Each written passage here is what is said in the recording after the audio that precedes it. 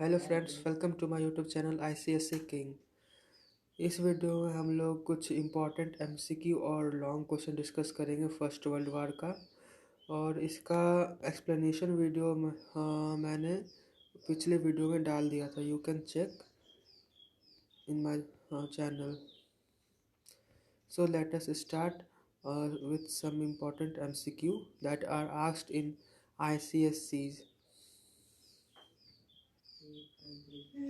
तो हमारा first question है the internal organisation that were formed after the first world वार।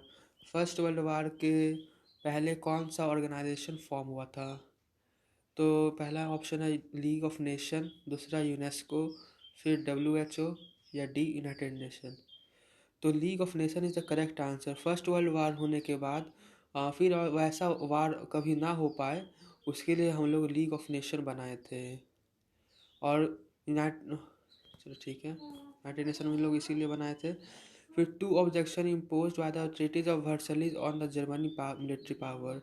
लोग जानते हैं कि फर्स्ट वर्ल्ड वार में जर्मनी हार गया था, और उसके बाद उस पर जो विक्टोरियस अलाइज थे वो उस पर कुछ रेस्ट्रिक्शन डाल दिए थे उसके मिलिट्री पावर पे। तो उसी दो मिलिट्री पावर को हम लोग को यहाँ किसी एक मिलिट्री पावर को चार में से सिलेक्ट करना है। तो पहला, German military was prohibited to have guns and navy. German military को जो है गन्स और नेवी रखने से मना कर दिया गया था। German military was reduce to 10,000 soldiers and 15,000 navy man.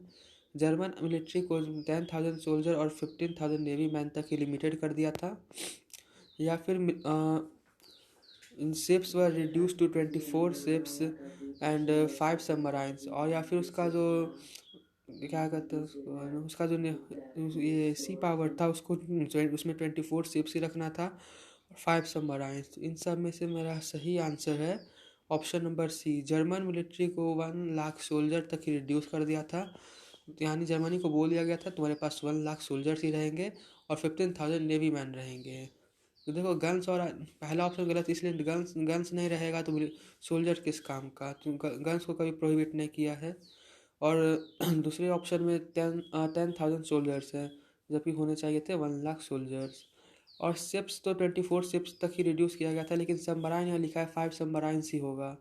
तो सबमराइन को पूरा बैन कर दिया गया था। सबमराइन्स और एयरफोर्स को पूरा बैन कर दिया गया था, उसको यूज़ नहीं कर सकता था जर्मनी। और क्वेश्चन नंबर 3 जो है यहाँ पे वो है वर्ल्ड वार 2 का। तो आप क्वेश्चन नंबर 4 देखते हैं। The two rival blocks formed in the Europe before world war one. World war one के पहले कौन सा दो rival block? World war one हुआ था तो हम लोग पढ़े थे कि वर्ल्ड जो है दो ग्रुप में बट गया था। तो वो दो ग्रुप कौन सा है? तो पहला ऑप्शन है Asia and Europe.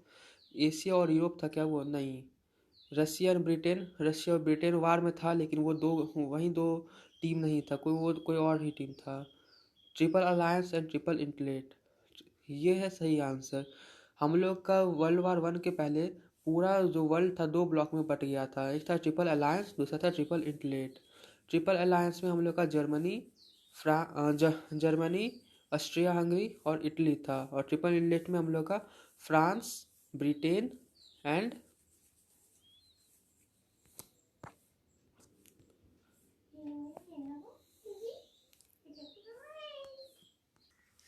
and Russia was there. Now move towards question number 5. The immediate cause of First World War was. First World War का immediate cause क्या था? एसिनेशन। यहाँ एसिनेशन वर्ड का मतलब होता है मर्डर। जर्मन प्रिंस का मर्डर हो गया था, इसलिए वर्ल्ड वार वन एकदम ब्रोकआउट हो गया।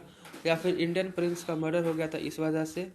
या फिर ऑस्ट्रिया हंगरी का जो प्रिंस था जिसका नाम फ्रांस फर्डिनेंड था, और वो सारजेवो में उसको मर्डर कर दिया गया था उस वजह से। तो हम लोग पढ़ चुके हैं। यहाँ ऑप्शन सी सही होगा। वहाँ हम लोग का क्या हुआ था, सारजेवो में जो सर्बियन का जो नेशनलिस्ट थे वो ऑस्ट्रिया हंगरी के प्रिंस का मर्डर कर दिए थे, और इसी की वजह से वर्ल्ड वार वन एकदम ब्रोक आउट हो गया था। तो this was the immediate cause of first world वार। अब मूव टुवर्ड्स क्वेश्चन नंबर 6. तो what is the question number 6? The signatory countries of the triple alliance were. Triple alliance के signatory country कौन कौन थे? Option number 1 we have discussed it earlier in question number 4. Let's see it again. Austria Hungary Germany and France.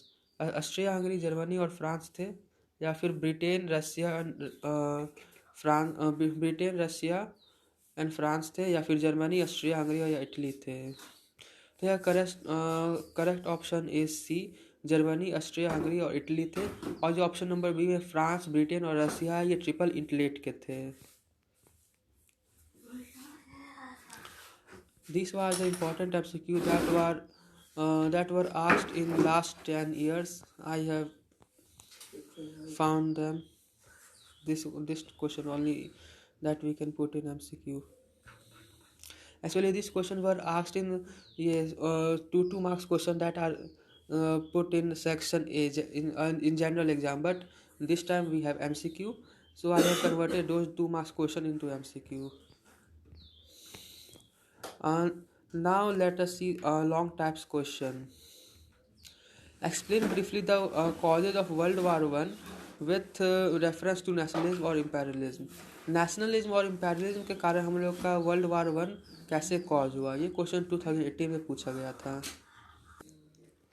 तो nationalism और imperialism कैसे world war cause किया था, देखो 1940s में क्या था कि पीपल में बहुत नेशनलिज्म बहुत एक्सट्रीम हो गया था।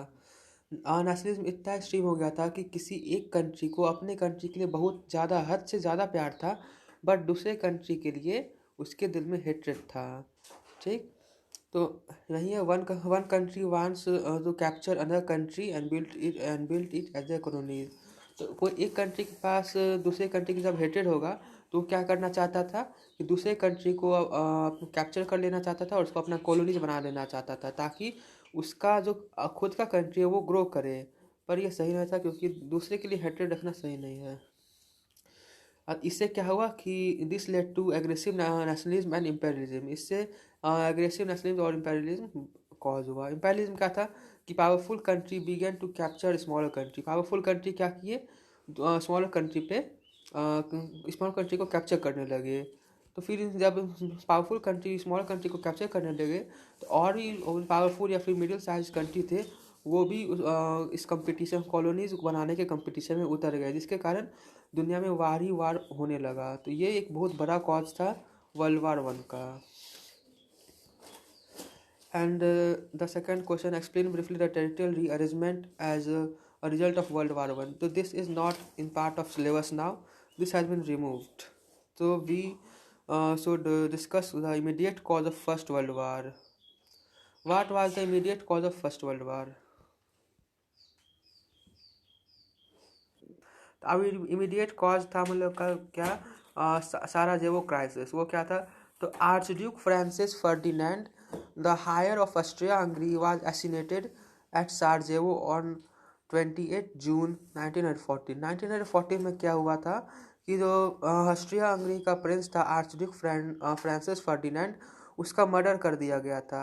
जब इसका इन्वेस्टिगेशन हुआ तो ये पता चला कि एक सीक्रेट सोसाइटी है ब्लैक हैंड, उसके वही ये मर्डर किया था।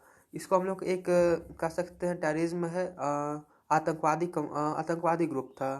तो ये बनाया कौन था, जो सर्बिया के एक्सट्रीम नेशनलिज्म थे, जिसमें नेशनलिज्म एकदम एक्सट्रीम था, दूसरे कंट्री के लिए हेट्रेड और अपने कंट्री के लिए फिर लव।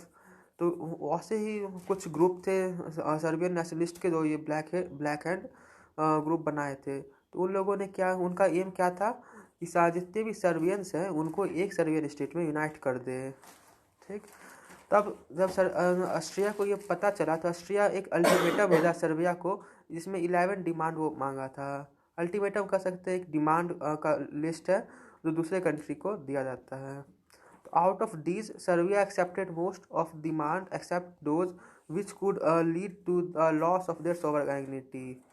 तो उसमें से सर्बिया जो है बहुत सारा, उसका लगभग सारा डिमांड मान लिया, सिर्फ वैसा डिमांड छोड़ के जो उसका वो है ना, उसके पावर का कंप्लीट लॉस कर दे। मतलब उसका हाल इंडिया की तरह हो जाता कि राजा है, राजा उसके देश में है लेकिन राज कर रहा है ब्रिटिश, तो जो उसके सोवर आइडेंटिटी को नुकसान पहुंचा सकता था, तो वैसा डिमांड को छोड़ के बाकी सारा डिमांड सर्बिया मान लिया।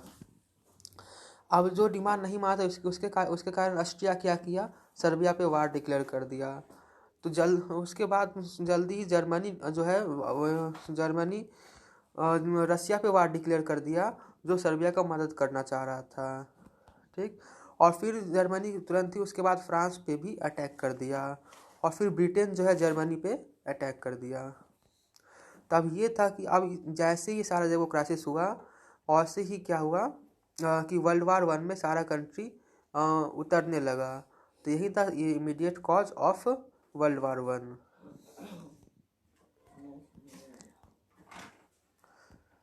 अब है name any 4 term of the treaties of Versailles which affected the Germany after world war 1।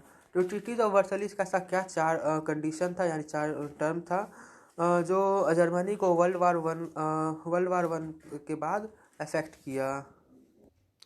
तो हम लोग जानते हैं कि ट्रीटीज ऑफ वर्सलीज में क्या हुआ था कि जर्मनी को ये पूरा जो भी पूरा एग्रेशन हुआ था, यानी वर्ल्ड वार हुआ था, उसका गिल्टी बता दिया गया था जर्मनी को।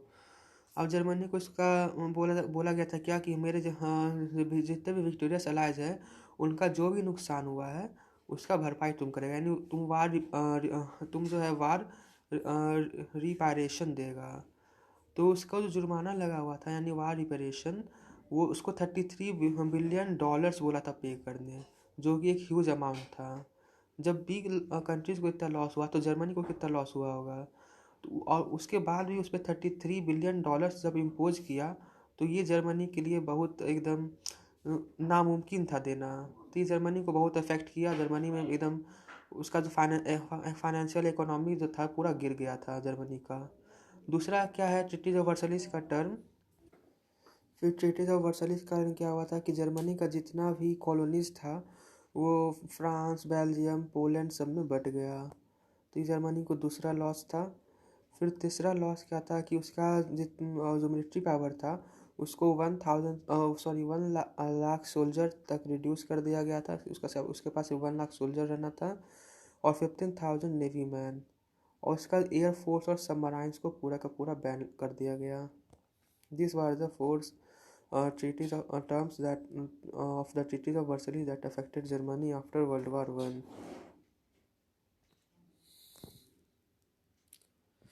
अब है world war explain in 3 causes of the world war 1। World war 1 का 3 कॉज पूछ रहा है। ठीक।